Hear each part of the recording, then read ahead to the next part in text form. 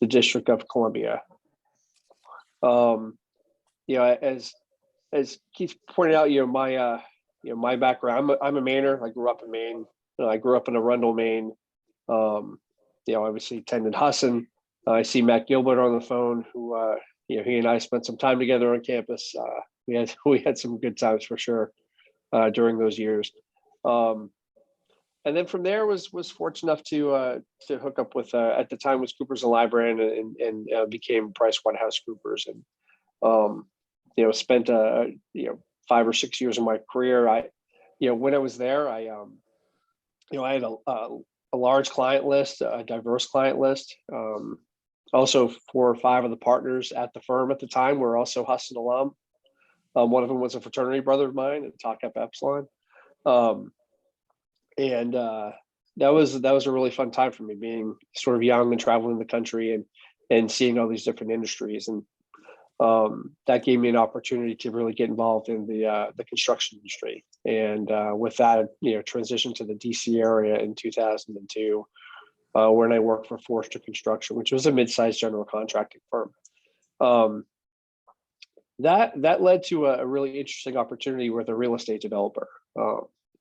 And there was a lot of chatter about the expos moving to the DC area, and then they finally did. Who was going to be the owner of the team? And I had heard Ted Lerner and the Lerner Enterprises had surfaced a number of times in the local papers here. And I got a phone call about going to work for them, and I said, "Well, yeah, I'd love to take the interview." I said, "They're the ones looking to buy the baseball team." And at the time, I was getting my MBA on a part-time basis with at the University of Maryland. Fortunately, they had a night program not far from where I was living and where I was working, and so I did the part-time MBA thing at night and the full-time work thing during the day. And then about 7 months after that, they bought the baseball team, and I was dying to get into that, and they kept me at arm's length for a while. I had only been with the organization for 7 months. They didn't really know me terribly well, and so that I was patient. And about a year later, they asked if I wanted to come over to work with the team.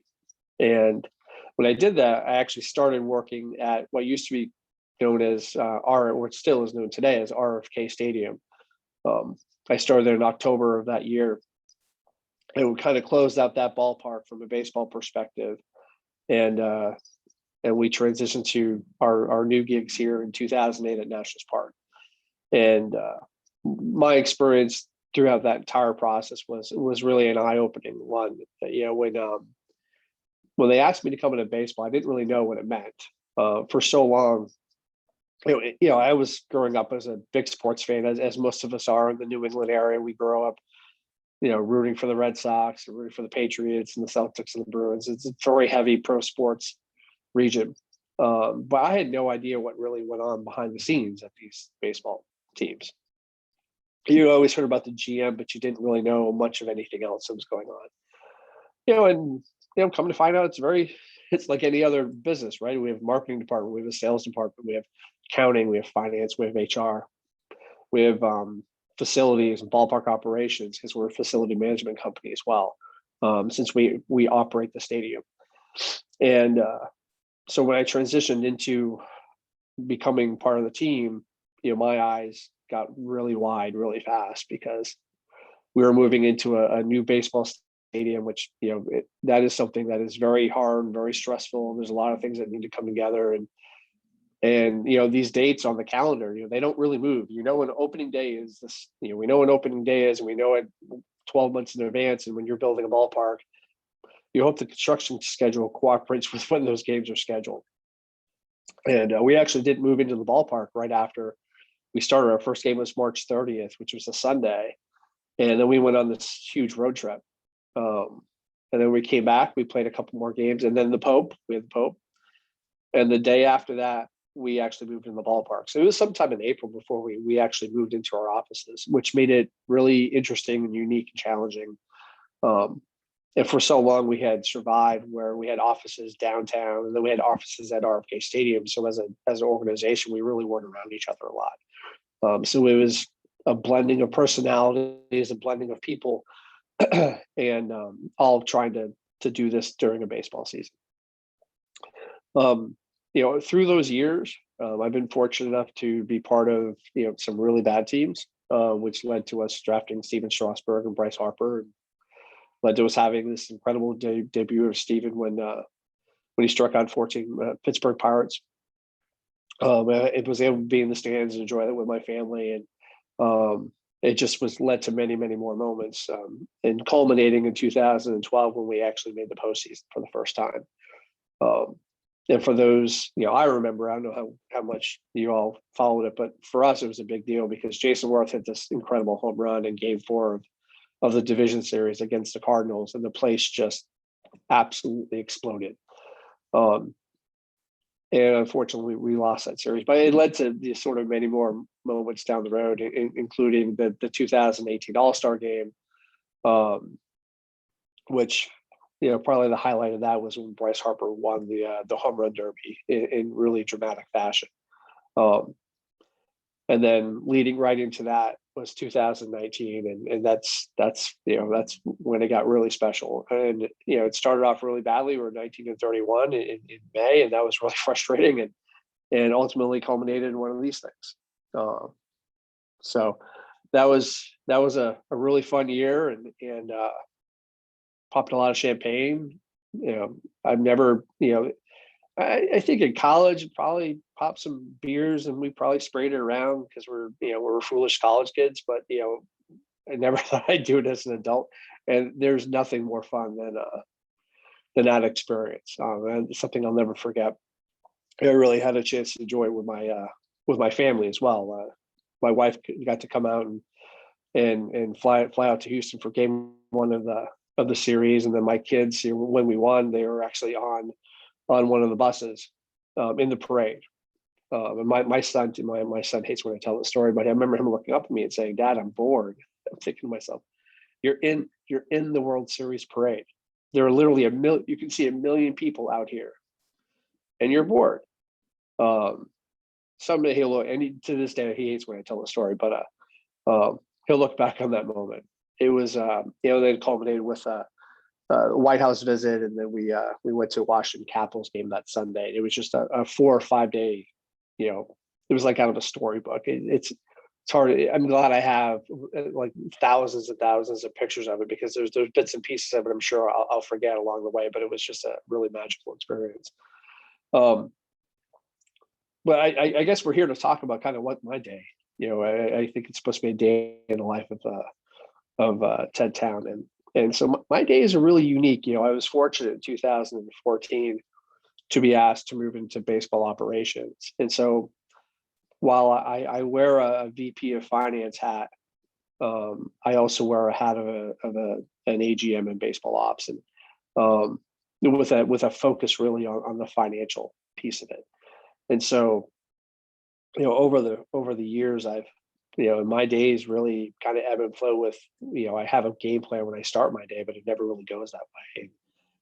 A lot of times I'll end up, I could start my day with meetings about either a corporate partnership, or maybe it's concessions, or we're talking about the price of hot dogs, or we're talking about, our mobile ordering platform that we launched this year. Or it could be, related to our financing. It could be meetings with Major League Baseball. Oftentimes I'm connecting with baseball both on the baseball operations front, and more often I'm talking to them on the finance front. I oversee a department of 16 or 17 people, which includes all the financial reporting that we do, and pay the bills and make payroll. We've got a big payroll. It's certainly the largest line item on our income statement. But that all falls within my purview, including purchasing and some of the sort of less interesting things. But it's all these things that we need to have to actually do the job and help run the organization. And so, as I sit here today, the draft, we would have had the draft by now, but we're the organization's preparing for the draft that's going to happen the week of the All-Star break, or the week of the All-Star game. And so, when I look at my year, we're leading into, we're getting out of June, we're heading into July, we're heading towards a trade deadline, we're heading towards the amateur draft, and that will all bleed into the month of August, which leads into 2022 planning on what are we doing from a capital expenditure perspective, what are we doing from a budgeting perspective, what do our revenues look like, how do those revenues dovetail with our expenses. And so it really runs this incredible spectrum of things that I do on a day in and day out basis. I mean, it's including over the weekend, we took 3 or 4 from the Mets, including being here for the games. And so my responsibility is really they ebb and flow, and there's times when they're more busy, and there's other times where they're obviously a lot more hectic and chaotic. There's nothing more hectic and chaotic than the postseason. Looking back on that October, I remember we won, and we had this, obviously we had this huge party the night that we won. The next morning we get up and we're getting on the plane, and people are trying to plan a parade. Because you don't really plan the parade, a month in advance. One, for those that are really superstitious, so that people kind of shy away from that. And then the other, it's a lot of time and effort, and so there's not a lot that goes in. There's some thoughts and some ideas about what the path might be, or what the route might be. But I got off the plane and we walked in the clubhouse, and people were like, "Oh, we got a meeting. We're gonna go talk about the parade." We literally just got, like, my feet just hit the ground. We're okay, and it was Halloween, and so I ended up missing part of. I remember pulling in my dooryard, and my kids had already gone around the neighborhood, and but they were okay because we had won the World Series. They gave me a pass on that, but it really kind of highlights one of the other things. Is this job is really hard on the families. It's you were here for a lot of hours, and I'm fortunate that with my job I go to spring training for 3 to 4 weeks, and that's great for my job, but it's really hard on my family. So being away from that period of time is not ideal for them, for sure. But it's also part of my responsibilities is to kind of be part of that entire process. It's being connected is about the people, and the only way you get to know the people in this business is you have to be around them, and you have to be around them in their element. Trying to do it sitting behind a desk is not the best way, and it's certainly much more effective if you're sort of with everybody in the trenches and trying to understand things from their perspective. So I'm not sure if I answered the question what a day in the life looks like here. It's really it can be really complicated. There's like I said, there are certainly days where it's much more busier than others. I mean, we're the team's leaving today. They're going up to Philadelphia and Miami for the week, and so I think people were coming off a 10-game homestand, and everyone's kind of slowing down a little bit today, take a little bit of a breather, because 10 games and we had 2 doubleheaders in between all that. It's really hard on the staff here, so it's a little quiet around here today, which is nice. Well, it sounds like you really have to wear multiple hats and be incredibly flexible. So you might have half your day planned to work on financial pieces, and then it might just get upended, it sounds like, to jump into something else. Yeah, it's a lot. It's a lot of that. It's a huge juggling act is what it boils down to. I'm very fortunate. I've got on the financial side of things, I've got incredible people that work in my department that really allow me to invest time in other areas of the organization. That makes it a little bit easier on me to know that I've got people that are sort of handling everything that needs to be handled. And we've been lucky. We were talking about it the other day. We've been able to build a team that's been around for a long time. I mean, my finance group, I would say 80% of them have been with us for over 10 years now. So we kind of know each other. We can anticipate what we're all thinking, and people kind of know what they need to do. And there's not a lot of micromanaging that has to happen, which, because that's not my style anyways. But it's but it's the people is what makes organizations go, and great people make it a lot of fun. Having been with the team for a long time, is there something that you look forward to either monthly or on an annual basis that you're like, I can't wait for this X event to happen or this get together to take place? Yeah, I mean, really twofold. I opening day is there's like 2 days on the calendar I look forward to the most. One of them is opening day. Because opening day is sort of this culmination of all this incredible work that went into our baseball ops staff and Mike Rizzo, when they're putting together the roster and go through spring training and evaluating who's going to make the roster. There's a lot of time that goes into that. And then on the business side, there's a tremendous amount of effort that goes into what are the new capital expenditure, what are the new CapEx projects, what are the new technology we're deploying this year, and how is the ballpark going to look and feel? What are the new food offerings we're going to have this year? What's the kind of the new area that everyone's going to want to go to when they come to the ballpark? And so opening day is this, just it's a day where you can't get any work done because you can't wait for the game to start. You're just kind of walking around the ballpark, you're taking it all in, and everyone's dressed up, dressed to the nines. Everyone's dressed in their suits and their ties, and just it's a day where we really truly respect the game more than any other day, I feel like, because it's it becomes nostalgic in a lot of ways. It's sort of that new beginning, and it's tied into the spring. And then there's the last day of the season, which is sort of gives us a chance to kind of reflect on all the highs and the lows, and hopefully that last day of the regular season is just it's not the last game because you're playing in October, which we've been very fortunate to do the last several years. But that last game is sort of you can reflect on what's happened over the last, really, and within baseball, what makes this game the hardest, I feel like it's the hardest sport to work in, is because, we start February 15th is sort of when we report to spring training. And then if you do your deep run to the postseason, you're ending in October. So the season goes from February 15th until October 31st if you're one of those last teams standing. And nobody else really does that. And it could take a real toll on you. But those 2 days, and then on the business side, I think one of the dates on my calendar I always look forward to is, while we compete on the field, off the field, we share a lot of information. We share a lot of our successes. We share a lot of our failures with the other 30 clubs, or the other 29 clubs.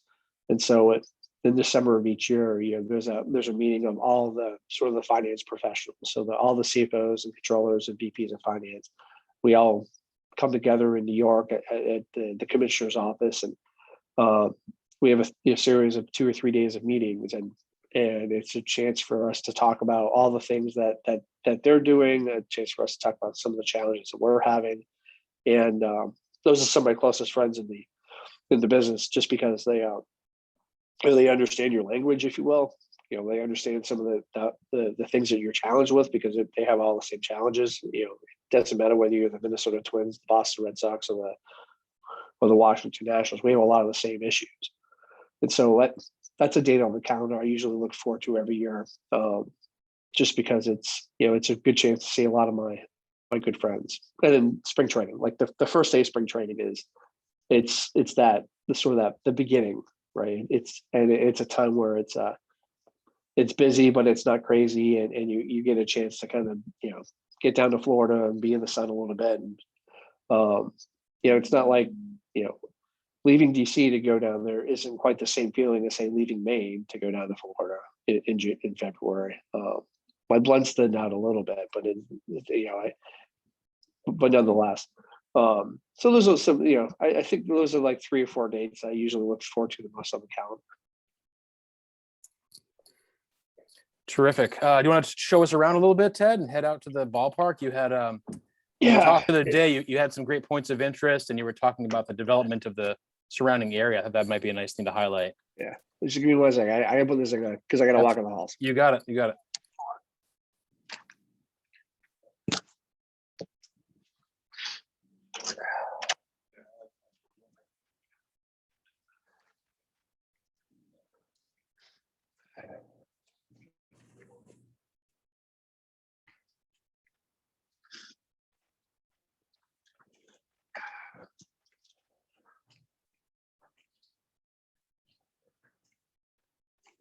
So I'm fortunate in that my office is at the ballpark. So I'm literally about 100 feet from, I go from my office right out to the seating bowl. So this is our, what we're now calling our Champions Club. We're currently redeveloping, and we're going to have we have a World Series trophy in here, but we also have, we'll have all of our other trophies like MVPs and Silver Sluggers and National League Championship, et cetera. So.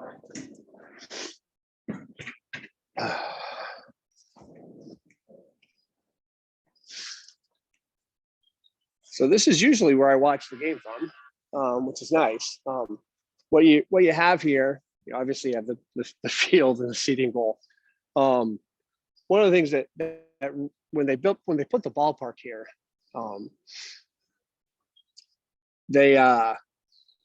this was an area that really needed some development, and it started with the Department of Transportation, which is about 3 blocks from here, and that all culminated in 08 when we put the ballpark, and you saw sort of the development coming, and then the Great Recession happened and everything kind of stopped. In 2018, during the All-Star game, the entire skyline in the ballpark was full of tower cranes. And so what has since happened is this is becoming one of the most densely populated areas in the district. By the time all the development's done, it'll be the most densely populated area in the District of Columbia. And so, for the longest time, sort of that building on the right, that was just a big hole in the ground. And it started in 08, and then it just stopped until about 3 years ago. There's nothing but restaurants and residential and condos, apartments, and you name it in the surrounding area now. So, when we first opened the ballpark, there was a Starbucks, there was a Subway, there was a Five Guys, and that was it. And now there's got to be close to 3 dozen restaurants, from the fast casuals, that we have here now to sit down restaurants. And, where they put the ballpark, it actually sits adjacent to, everyone knows the Potomac, and that's the river that everybody knows the most in DC, or what people mostly identify DC with when it comes to rivers. But there's another one called the Anacostia, which actually runs and meets up with the Potomac that runs to the Chesapeake. And that actually flanks our ballpark. So we actually have riverside views on one side. And so they've, for a while, there's a concrete plant, which isn't the best use of sort of waterfront space. And that's now flipped into apartments and restaurants and what have you, that you can actually sit out, basically sit out on the water. And they've developed that entire area. And since then, they've put DC United, which is, our MLS soccer club here in DC. They've since built their new stadium literally across the street from us. So now this area has become sort of an entertainment district on top of it. So it's been fun to watch the entire area kind of develop around the ballpark. And now, for those of you that have gone to Fenway, that experience kind of being in this neighborhood ballpark where you have your favorite restaurants and bars that you go to beforehand, and then you spill into the ballpark. We didn't have that for the longest time. And now over the last 3 or 4 years, all this stuff has come together. It's really provided just a great experience to come down to this area, even if you're not coming to the ball game, and then a lot of people still in the ballpark.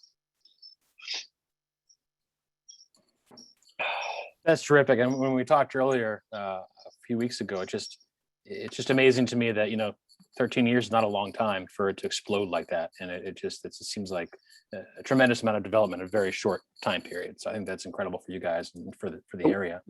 We're like when these ballparks all started getting built, right? Like the first one was Camden Yards, and that spurred all this sort of redevelopment around the Inner Harbor of Baltimore. That was the first one, and that's the one that everybody pointed to for the longest time.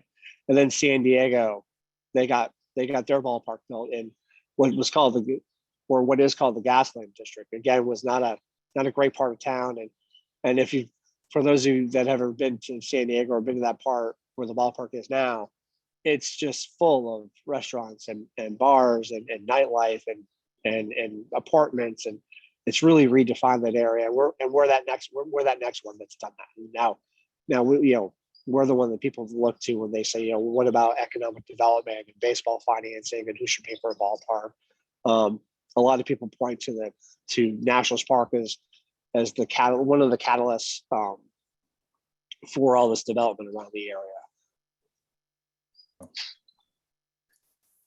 Does that make you even busier when you go to your meetings with the commissioner and the folks from all over the country as the go-to resource? Yeah, it's fun to talk, right? Because it's such a great story. So it's an easy story to tell.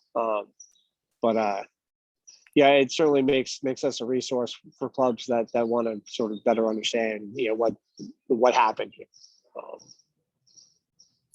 Absolutely. Any other highlights of the park you want to show us, Ted, before we turn it over to some questions? Yeah, let me take you down to the field. Hold on one second. We'll take a walk down to the field. There's not a lot of. I thought there'd be a lot more activity on the field today, but there's really nothing going on down there, so we'll be quiet.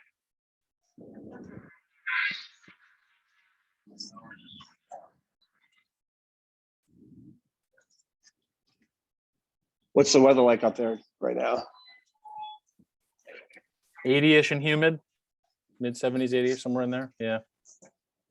And we're having one of those typical DC summer humidity, 90-degree days, and just.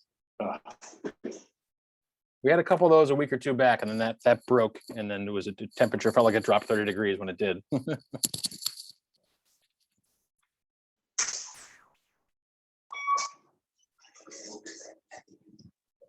So yeah.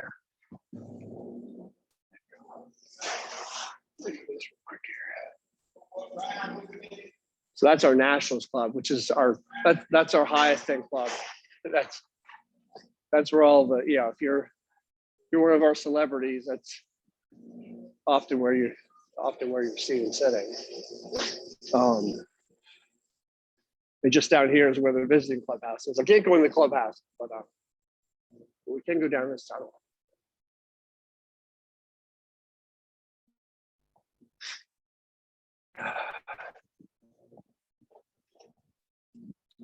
Hopefully they don't.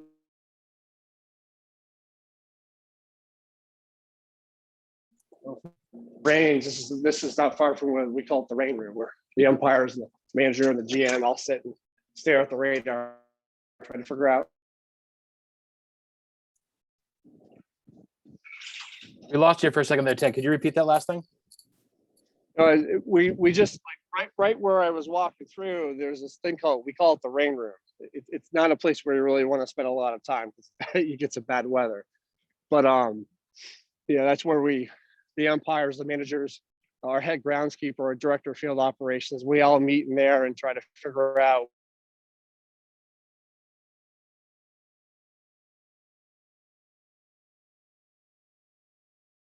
the greatest things about working in baseball is that your offices are actually the ballpark. And so, when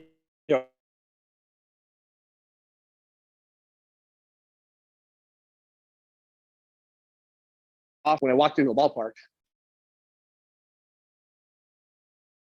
and I just walked the warning track, and it's or a lot of people, actually we have a lot of staff, they actually work out because we have a gym facility here, and so they'll take their afternoons and run the warning track, and it's kind of a surreal thing to think that this is your place of business where you get to be out here, and I'm sitting in the dugout right now, and this is where all of our players sit during games. You get to be in places that you only see on TV, right? That's kind of what makes this entire job a lot of fun to be around, because it's the experiences that you get, and frankly the experiences you get to share. I've been fortunate where we July 4th in 2018 we were playing the Red Sox actually, and they were really good and we were not, and they beat us up pretty badly in that 3-game series. But on July 4th we have much like the Red Sox have their Patriots Day game each year, we have a July game on the July 4th game that's on 11 o'clock. Well, that's when the first pitch is. And Hamilton, the Broadway musical that's been so celebrated, they were playing at the Kennedy Center. They actually came out here and throw out the first pitch. My friend's wife, verbatim, every word of that show, just over the moon that she might even go see him at the Kennedy Center. I was able to get her out here, was able to get her on for EP, and was actually able to introduce her to members of the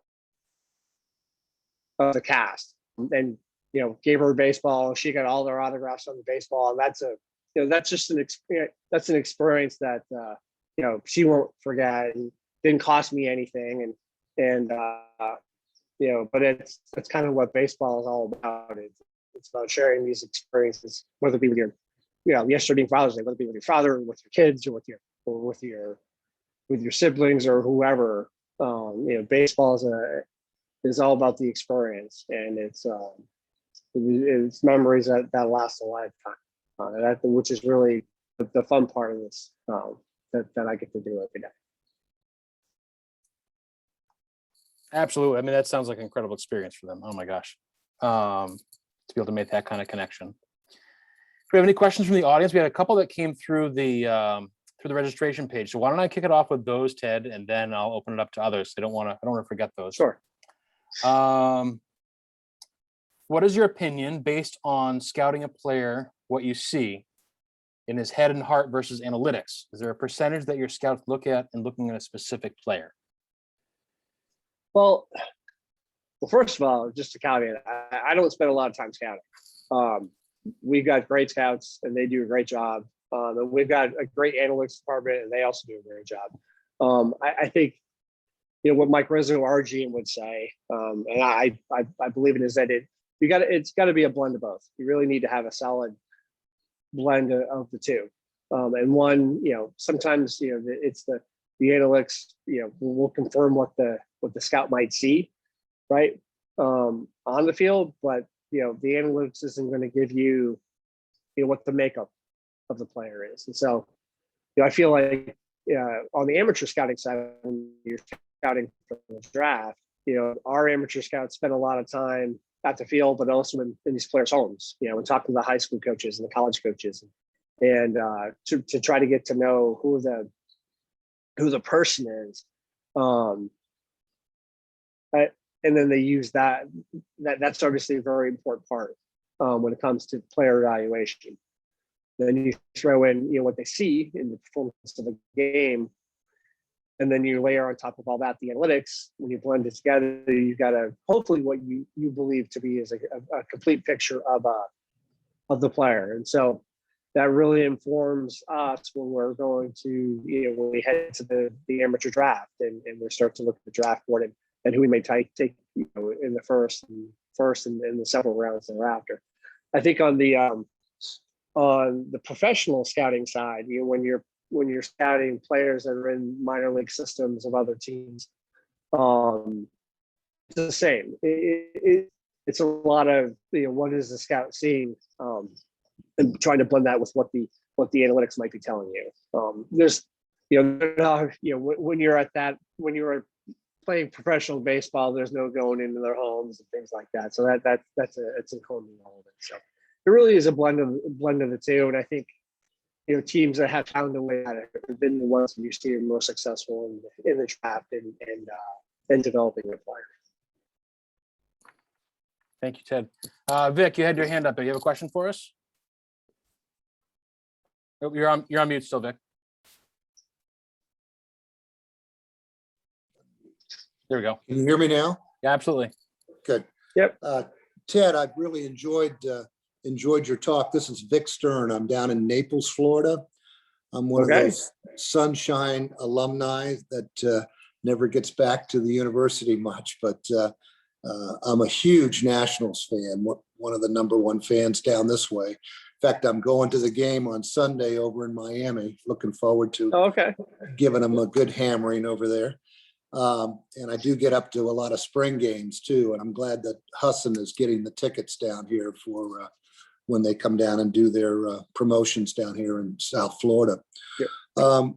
And I did want to comment, love the ring, Mike, love the ring. Show it as often as you can here. It's great. Thank you. I was just curious on the business side, thinking about one of the best decisions you guys ever made was the signing of Max Scherzer. His contract is up this year. How do decisions like that, whether to re-sign him, let him go based on and this is probably up your alley, based on the dollars and cents, and do the Lerners get involved, Ted Lerner or whoever get involved with these kind of decisions? How does that all go about? Can you give us some insight on that? Yeah. It's especially when you're talking about, Max Scherzer and Bryce Harper before that, and Steven Strasburg and Anthony Rendon and some of those players we signed long-term contracts, and some of them, it didn't work out. Deal with contracts that are sort of that size, they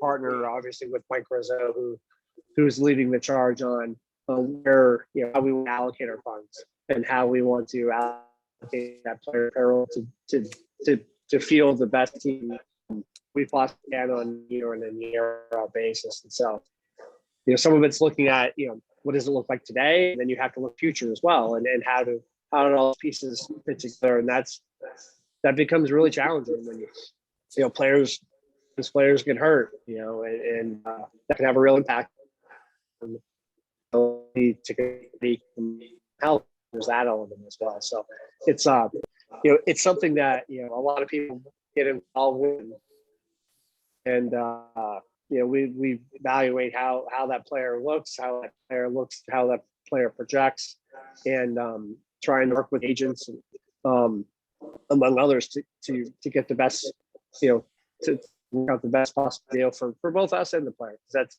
the one about when it's good for both sides. And I think your point about Max, I think, is a good one. It's been when you look back on those, there's not all these large contracts that people look back on and say, "Boy, that worked."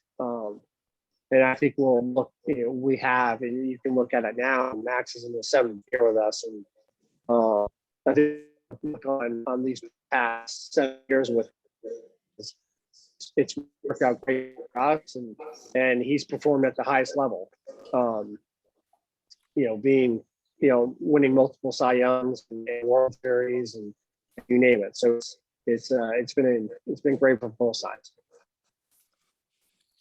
Are the Lerners hands off, or are they heavily involved? Before you answer that, Ted, could you step out of the dugout possibly? You're breaking up quite a bit here. Sorry. Yeah, I think I was getting a phone call at the time. That might have been why. Okay. Been cutting up a little bit here. Yeah, I think with